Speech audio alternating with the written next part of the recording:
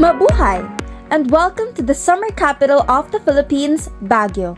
Known for its diverse culture and welcoming atmosphere, Baguio is a hub where Philippine pop culture thrives.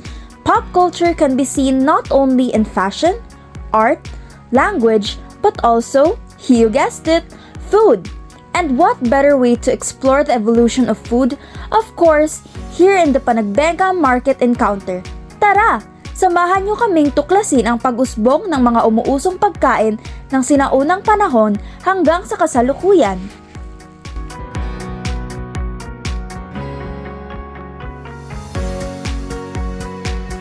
So magsisimula na tayo ngayon sa may pre-colonial era kailan hindi pa uso ang paggamit ng gas before 1521 at meron silang corn, beer, and tea. Pwede iluto siya ng steam, grill, and roast. Yun.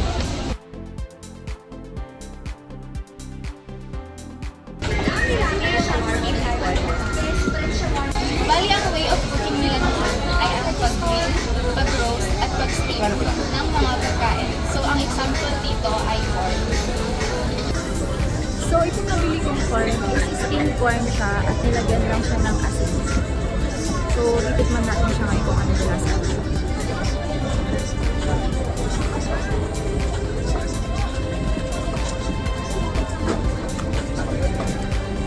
Hindi ko masaan. Since steam siya, yung flavor ng mais, andun pa rin. Andun pa rin naman. At medyo maalat-alat lang konti kasi may asin na. Masarap.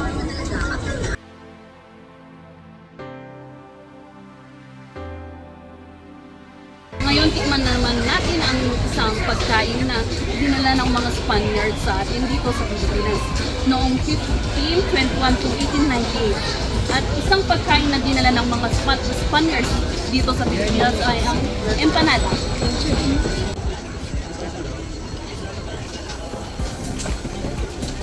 So ngayon, tikman naman natin ang Ilocos empanada. So sa loob ng feeling niya is may papaya, itlog, saka yung special nila na Ilocos longganisa. Saka may sauce din sila na suka.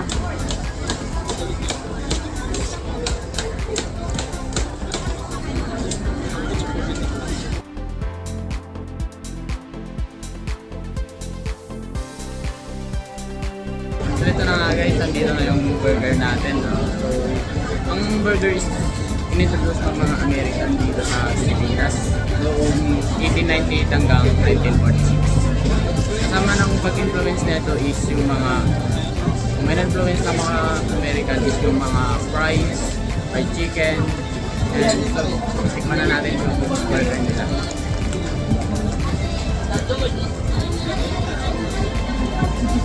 So ito nga pala yung laman ng ano natin, burger. Meron siyang patty, tsaka meron siyang veggie. So tingnan na natin.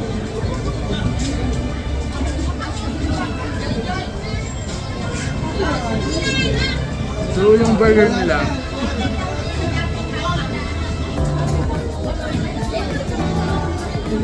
okay naman yung burger nila, masarap. Yan ang masasabi ko.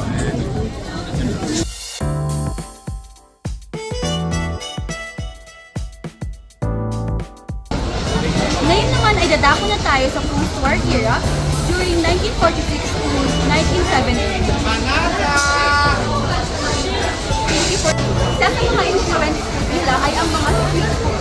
Kaya order na tayo.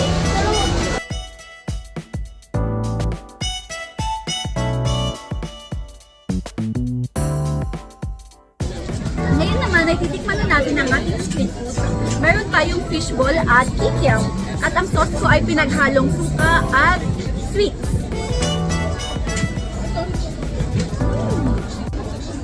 So far, masarap naman yung fishball at kikiam nila. Kaso, maliit yung kikiam. Ayoko na maliit.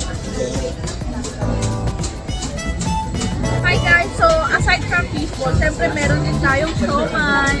Dandan, baka matapon yung sauce. So, sa siomai na to, meron tayong toyo. Ilang mga babae, toyo na may halong kalamansi. Kahit naman, titignan na natin nito. Masarap nga ba kung worth it yung price nito?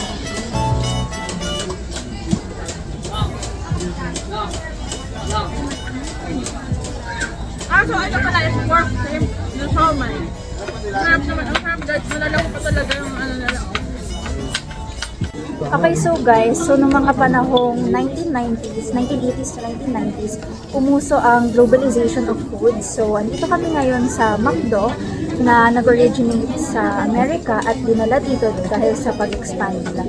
So, ngayon titikman natin yung kanilang chicken fillet a la king and sundae. For the sundae, hindi siya mukhang sundae. Mukha siyang melted siya guys. Hindi siya matigas. Hindi ko gusto ng hindi matigas.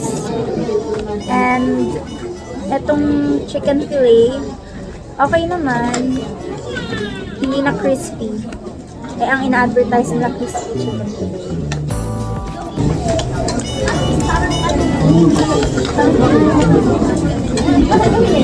Masarap. Talo na ako ng titipid ka. Okay lang. Sunog lang yung kanin guys.